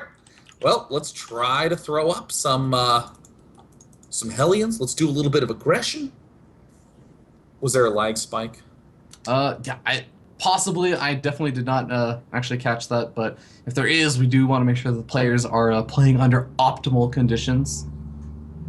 Wow, Master Dolk pulling out all the stops. He's like, do you want to remake from replay? Yeah. Whoa. Master Dolk is actually like an unbelievably awesome admin. Like, okay, I keep joking about how this kid is like 8 years old. That's just the joke, but he's still like, he's a kid in high school and everything. And I swear, he is like helping admin for like ESL and doing all these events in like Toronto, StarCraft area. And I am pretty sure that in about 6 or 7 years, he's going to be running esports. I actually think he's going to start the esports Illuminati. We joke about it now, but it's going to exist. Well, those are the sort of people that, like, I mean, I've burbled about this on a number of different platforms, but let me use your term with the Breakout Invitational to do it again.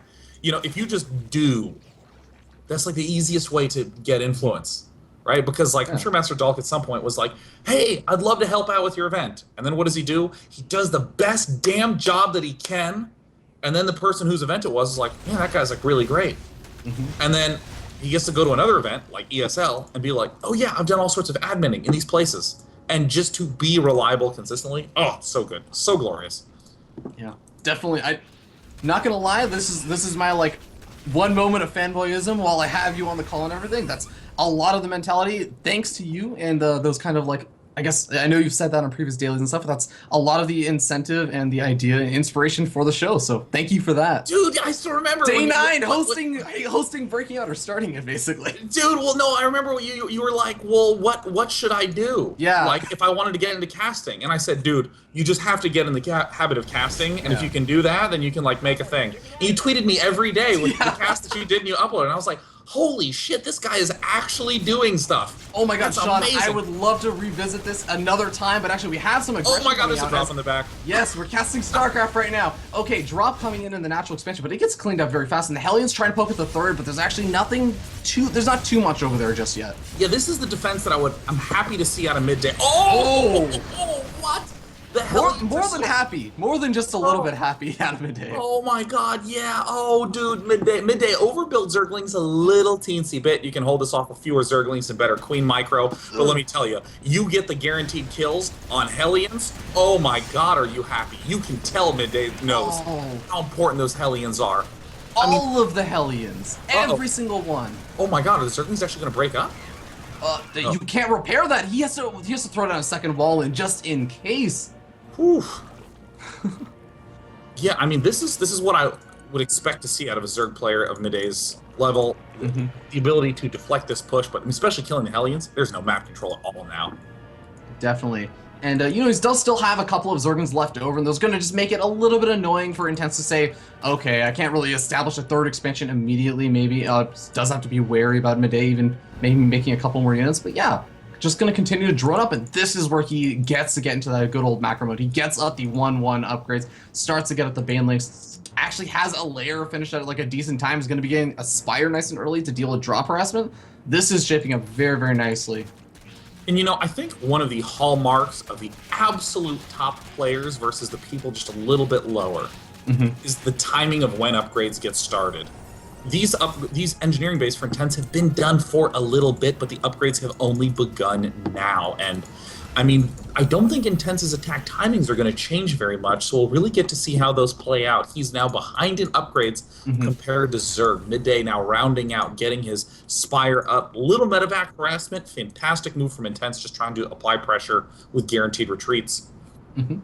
Yeah, those guaranteed retreats, you might as well make use of them while you can, because Spire is a little more than halfway finished, and once those mules get out, it does become a little bit more difficult to make use of that. But, I'm really happy that the game just did not end with, like, Terran moving in, because now we actually get to talk about something else.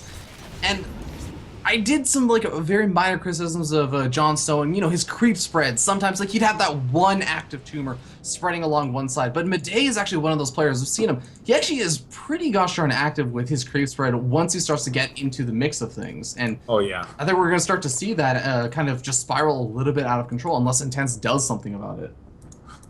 Well, Intense is taking his third base. He's beginning to do these pushes, and this is what I'm talking about. Like, these attack timings are fine, but that combat shield's a little late. Those 1-1's a little bit late. Oh, we're seeing 1-1 Zerg now. Yeah. Intense has to be careful about spreading onto or moving onto creep though. Baneling speed is on the way, but only about halfway finished, so Intense still has a little bit of a window of opportunity. He's loading up one of his medevacs, gonna be going for the drop over the natural expansion, yeah, but the Modalist's already there, and Spore Crawler helping out with a bit of additional DPS. Wow, really nice. Midday using the often neglected Spore Crawler to help stay alive, to help defend. And notice that very nice mine hits there, but as Intense is on the retreat. Oh no, Baneling speed not quite done yet.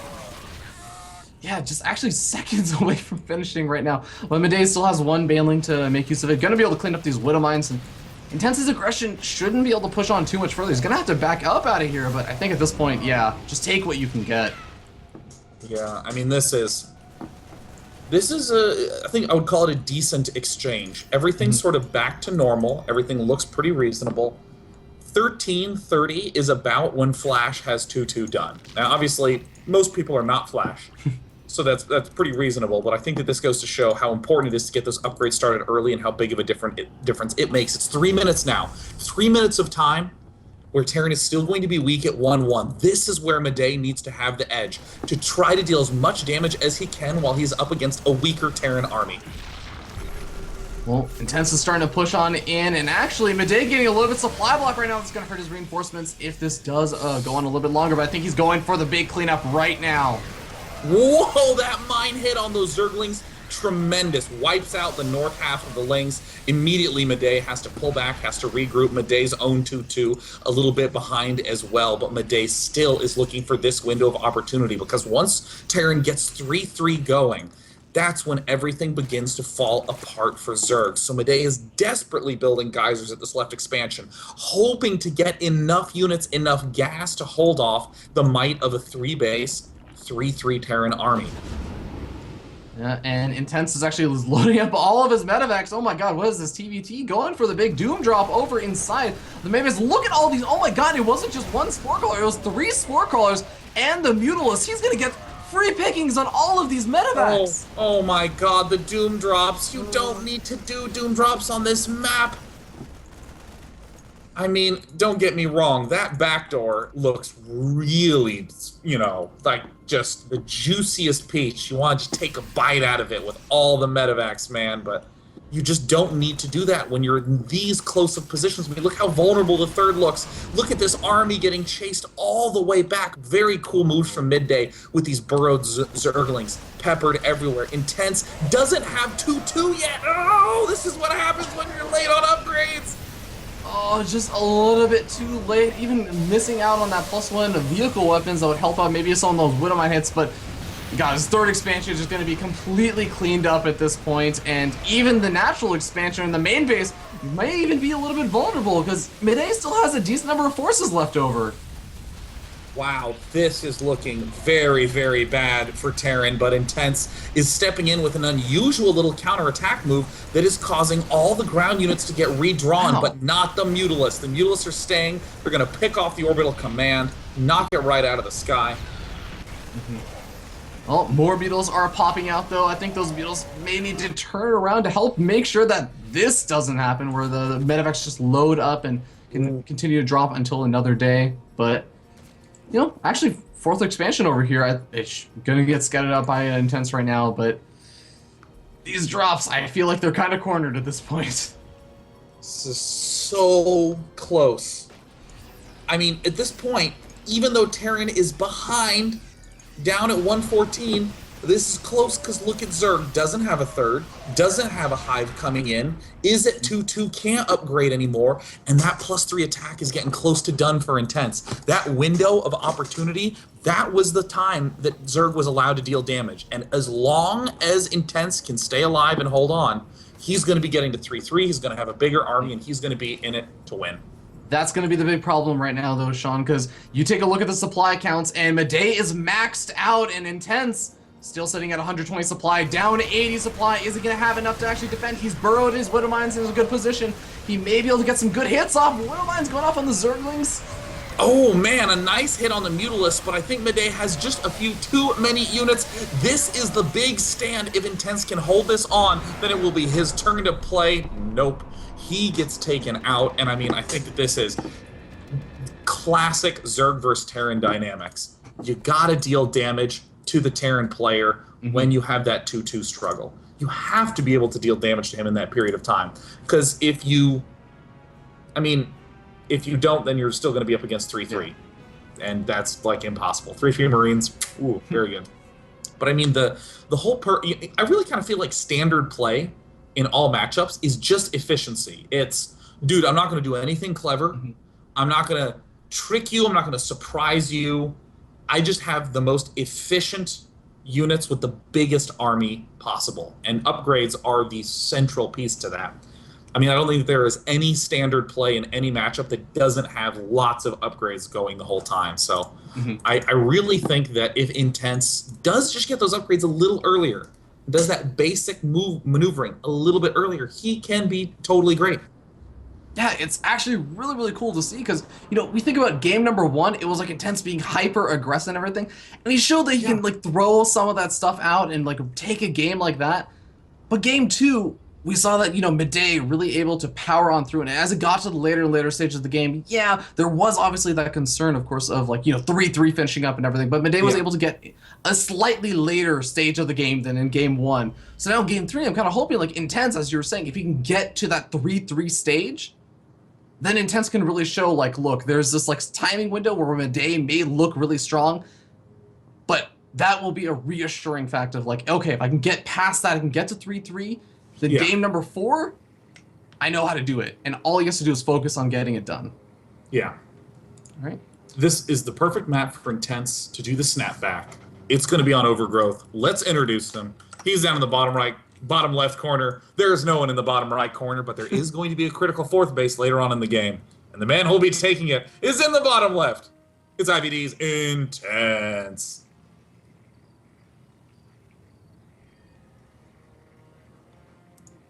And his opponent spawning up in the top right-hand corner of the map as the red Zerg player representing Team Complexity Gaming. It is Complexity Gaming's Midday.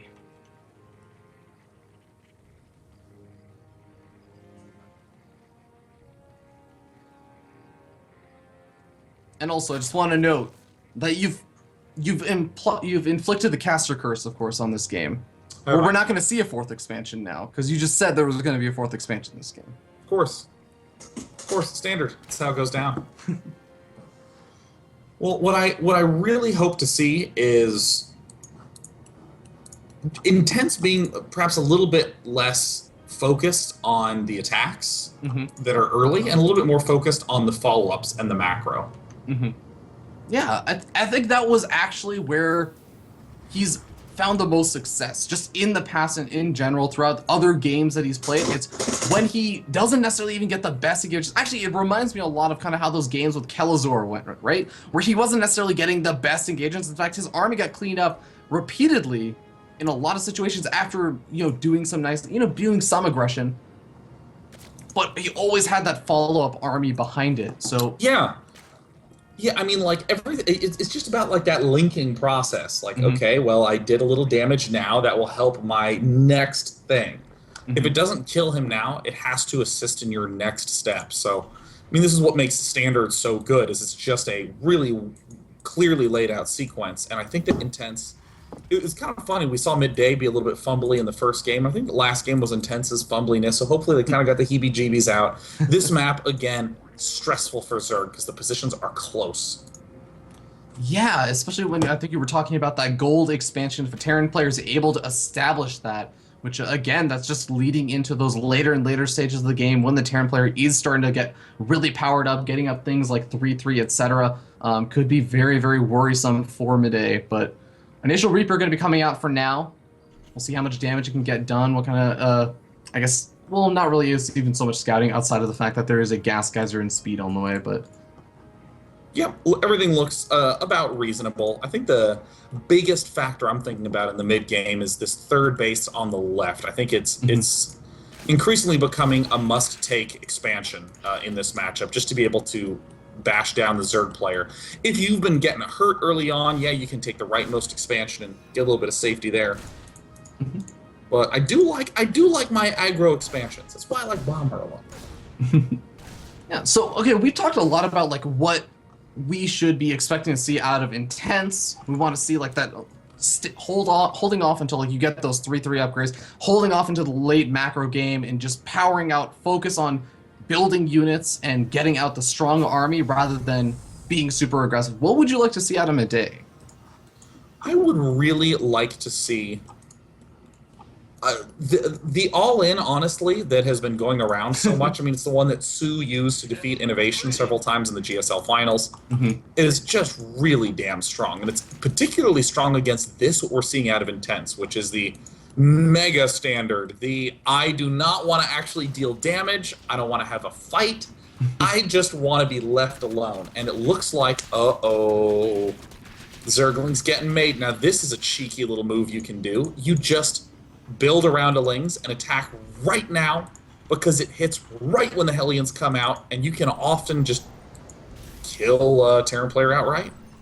Yeah, the thing about Hellions is that they're awesome against speed Zerglings if you have the room to micro them back and, actually have that area. But if you're caught in the natural expansion, it's a lot more difficult. Hellions and Reapers actually managed to get out of there, though. And immediately, Zerglings just swarm in, and suddenly Intense is just caught with his pants down. We're seeing Intense try to micro these Hellion and Reaper, and it's going well enough on the right side, but meanwhile, a lot of SCVs are losing their lives. Oh, man. I'm not sure who this is better or worse for, though. I mean, I love that Midday on the backside of this is expanding. He's picked off a Hellion at the right. 21 to 37. He's killed off 8 workers. Ooh. Yeah, it's definitely nice, but I think, as you were saying, like, the third CC is finished up. He can replenish that worker count over time if he's given the opportunity to. Is Midday really going to be that much further ahead? I mean, he's throwing down his double evolution chambers as well, but a Roach Warren actually coming up. I think this is a reasonable decision. He's basically saying, you know what, I've been focused on making Lings early on. The correct answer to all this Hellion stuff is to withstand pressure while I'm going up to my lair, but I'm just not that sure I can hold on without Roaches. I mean, with just Zerglings, you put yourself in a Terran's shoes. Terran is probably going to have overbuilt Hellions. Relying just on Zerglings is a little bit risky, so Intense in the meantime is just going back to the usual, getting up his extractors, getting up his engineering base. And we'll see if he does end up going for any kind of like commitment to the Roaches and actually going for some of those +1 weapons, or melee attack or missile attacks actually going up. Hellions gonna have a slight window of opportunity, maybe do a little bit of damage, but no, they're not gonna actually be going in too deep. They don't want to really lose their lives at this point, but Roaches, we'll see. So okay, here's the question, Sean, is when you have these Roaches, when do you feel safe moving out, knowing that your opponent has all these Hellions, has like this big force that can just come into your third expansion if you just move out a little bit too early? You know, I don't even think that there is as big a need to move out. I mean, the short answer is speed. Oh, Hellions trying to poke in, and whoa, Midday actually going for Roach Hydra. Okay, now this is interesting. So, Intense already one step ahead and has begun to produce tanks. That is an insane read. I actually don't know how you make that read. Did he? No, he saw the. I mean, I think the Roaches, these at least for Intense, from what I've heard and what I've talked about with a lot of the players, maybe at like this particular level, when you end up making a lot of Roaches, Roach Hydra has become much more popular amongst like the up and coming players, and it's still maybe starting to catch on a little bit more in like the super high level pro circuit. So I think this may just be kind of, as you were saying, like a good read from Intense, saying like, okay, that's insane, man. That is an insane read, because you see a Roach Warren, you're just not going to think Roach Hydra, because so many people say that is a weak play. Certainly going for Roaches as a defense and, you know, going Roachling, Baneling, but I mean, to go tank Marauder immediately is insane for Intense. He is reading this perfectly, and he's going to run headlong into the thing that he will be countering, more or less. Yeah, it might also be helpful to know that Midday did play a ZVT versus Kelazhur, and actually went for a very, very similar style on day 2? Yeah, day 2. That was when Midday played. So could even just be kind of a read into that, knowing, hey, this happened before, I should be prepared for it again.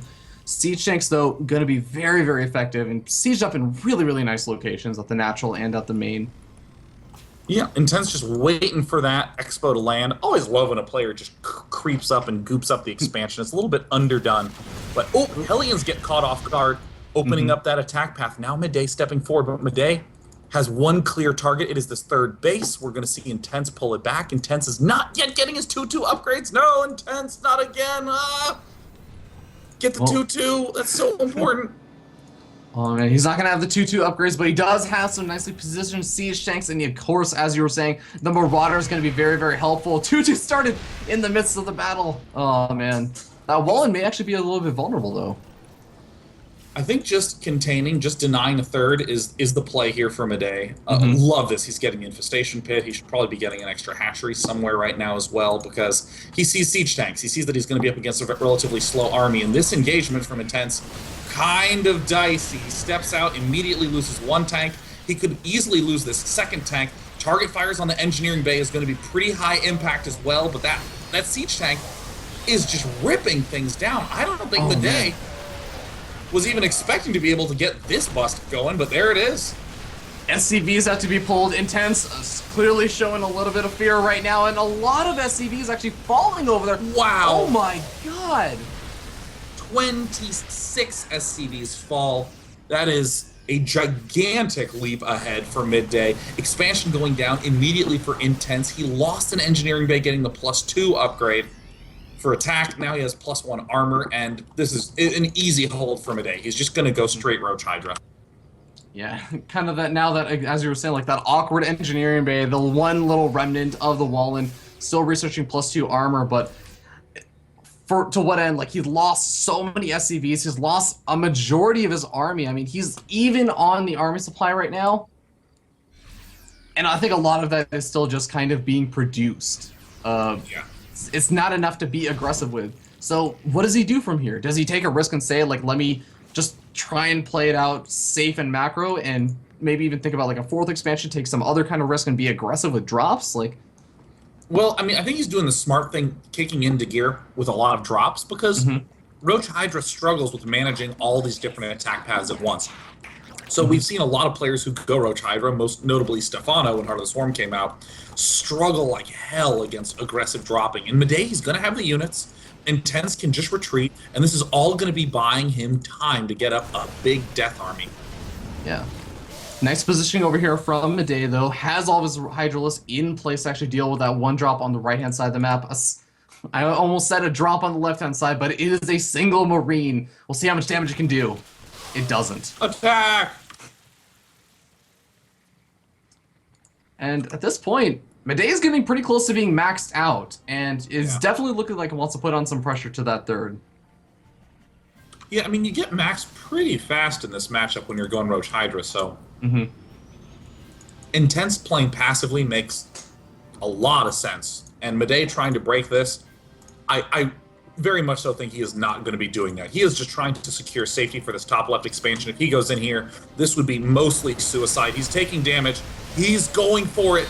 Midday, what are you doing? He is trying to break in. Intense pulls SCVs off the line needlessly.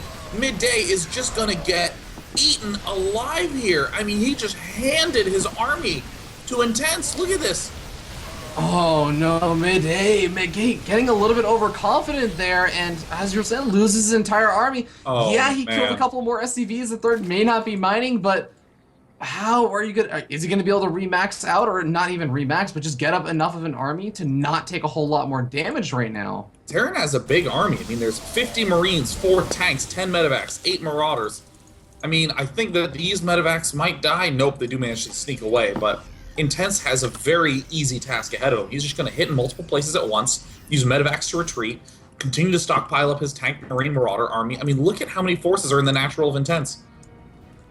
Yeah, but that's sort of what I'm wondering about, is that all these forces over at the natural expansion, yeah, he's building them up. It's going to be a very scary force, but I feel like that force over on the left-hand side of the map is going to be going after that 4th expansion. But I think that Midday has enough to push this back, clean it up, and maybe even just buy himself a little bit more time to replenish that army supply he just lost. Yeah, but Midday doesn't have good choices right now. I mean, the main is getting dropped. Midday, arguably was able to hold off. Ooh, nice little cute transfuses there on the Roach Horn. It's pretty sexy, but 2-2's now done.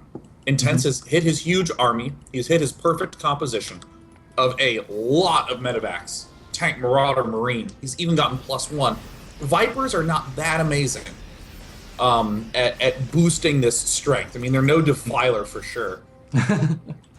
Yeah, definitely. Blinding Cloud still relatively helpful. Actually, I'm almost wondering if, like, the Siege Tanks have been causing so much of a headache, maybe even doing some pulls on the Siege Tanks to get rid of those, but he's going to have himself a little bit of time bot thanks to some of his groups, right? But it's not that much more time.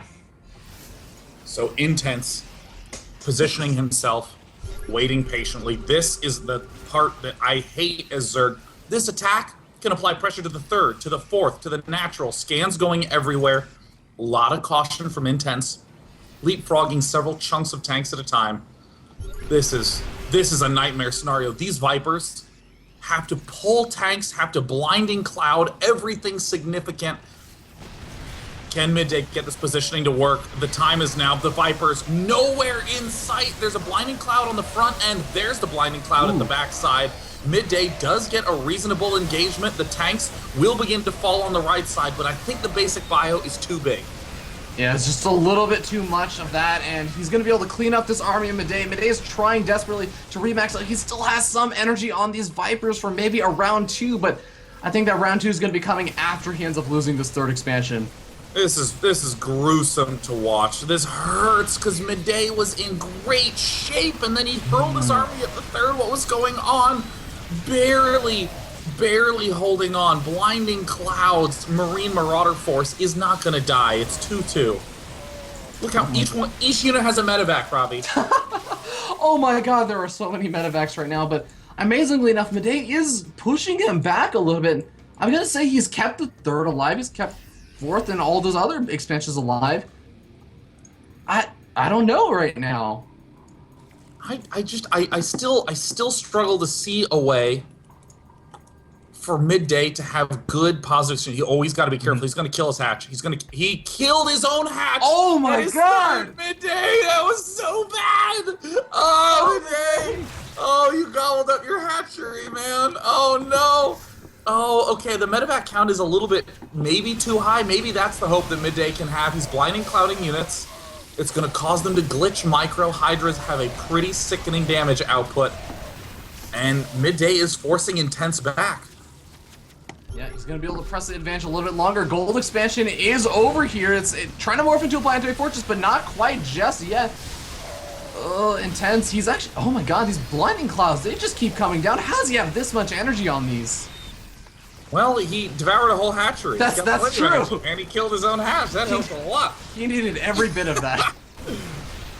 Well, it looks like he's continuing to retreat back. I mean, as long as the medevac count doesn't keep pumping out, I think that we're going to see the slow, steady kill. But every time I say that, Midday recoups, moves forward with another scary army, and manages to shove back. Now, this gold can be picked from Hydras on the low ground. Yeah, they don't actually be a really awesome play, but I'm also just kind of wondering, like, you know, Intense, he's gotten up the siege tanks. Do you feel like it's the right choice for Intense to stop that siege tank production? Because I haven't seen him produce siege tanks for quite a bit of time. I mean, I don't mind the idea of steering over to pure bio. This is just a hard composition to be sustainfully excellent. Roach Hydra is really good if you have bigger numbers, but with blinding clouds coming down, this is causing a lot of messed up micro. I mean, Intense has units kind of scattered everywhere. Midday is succeeding because he's staying all packed together. Uh-oh. Caster Curse, he splits up his army for a second and ends up paying for it a little bit by losing a handful of those Hydras and Roaches, but at this point, Intense is mining off of that fourth expansion. He is getting into a good position, and those 3/3 upgrades, I mean, he's already finished +3 weapons, that +3 armor on the way as well. Midday is doing a very nice job picking off these little tiny crews and continuing to find opportunities. Tries to swarm in. The units at the right are far away from the medevacs at the left. Oh, the Roaches, they're getting chased down by this Bioforce, and the Viper's going to be coming in, but no blinding clouds being thrown down just yet. Oh, Midday needs to hold on to this army, I feel. It's a mix of sloppy and scrappy. Intense, though, still has the better composition. 3/3 basic bio against Roach Hydra. Blinding Cloud can be evaded. I think it's pretty cool that he is just walking away and not letting the siege tanks dominate this composition. He's still building some. 23 medevacs. That, I think, is 22 medevacs. That's got to be a little bit of an excess. It's quite literally an Air Force that doesn't actually attack anything, but it's really good at healing. Yeah. Oh, well, he's gonna lose really 2 good. of them. That's fantastic. He's helping clear up the supply to make sure that it's not all medevacs. It's 22 medevacs. He has like half as many medevacs as he has Marines. He actually has more medevacs than he has Marauders right now. Oh my god, that is actually insane right now, but Intense, he's gonna need a bit of an army. Oh, actually, he has some more army on the right-hand side of the map. Cleans up that expansion, and oh my god, Day9 Midday is not mining right now. He's long-distance mining. That's no, that's right. He killed his own third, and it looks like he still has not noticed. The one benefit is that Midday is keeping his army together. It means he's always able to win against these, quite frankly, a better composition. Oh my god, all of these drones that were long distance mining, that was almost... no. Oh god. The complexity of games Midday was looking to put on aggression. No, he needs to deal with this right now. He doesn't have any other options. There's no follow-up choice. He doesn't have an economy for a follow-up right now. This is an insane back and forth. Intense's death army that consists of some Marines, some Marauders, and way more medevacs than you even thought were possible. I mean, oh god. Well, I mean, Intense is doing exactly what you have to do on Overgrowth, which is to hit the top left and the far right. Those are the two external expansions for Zerg. And just to deny that again and again and again prevents Zerg from ever getting up a scary economy. And at this point, I mean, Midday, at least now, he's only trying to establish one expansion. He only has the money to establish one expansion, so his aggression on the left-hand side not going to be quite as effective as long as Midday does not have any kind of long-distance mining drones on that side of the map. If you can get up this expansion, he'll have some semblance of an economy, but God, Midday, he's going to be up against this very, very scary Bioforce that keeps replenishing itself. It's already maxed out almost again, and he's going to have a bank. Midday is now, for the first time in a while, splitting his own army up, and I think that's going to be the downfall. He says GG. I mean, kind of a nutty game, kind of a little bit of a messy game, but I think that we both got to see the skill and a little bit of the nerves from both of those players. Yeah, definitely. And I know Intense is one of those players that has said, like, you know, nerves can get to him and everything, but Midday, the player that, you know, I wasn't expecting it from as much. You know, I know he's gotten the chance to play some, like, really, really great games against, like, his teammates and everything, QXC, etc. Hendreless has all these great teammates on Complexity, has actually been in live events, playing it through the MLG Anaheim qualifier bracket. And, you know, actually, yeah, I think that the nerves are definitely starting to get to him. And I'm trying to think, okay, he did end up winning game 2, so it's not like a 2-game loss in a row or anything like that.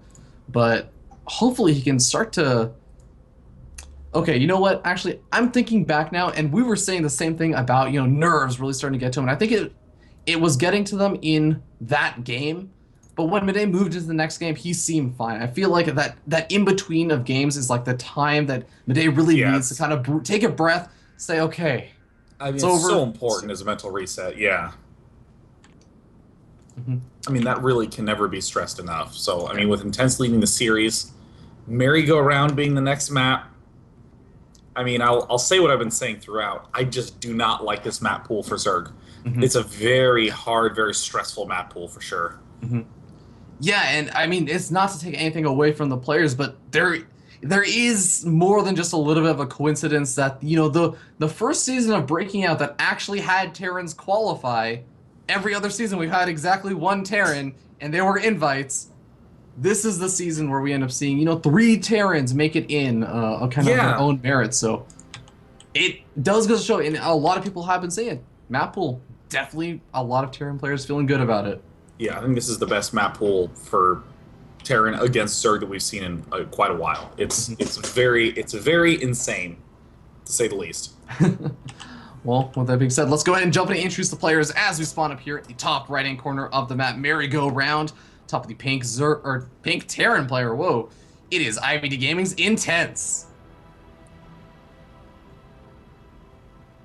And over in the left-hand corner, he's gonna have to have a very strong early and mid game if he wants to win here. Because where the hell do you expand as Zerg? It's Complexity's Midday. Well, I know that pain more through the PvZ side of this matchup, but...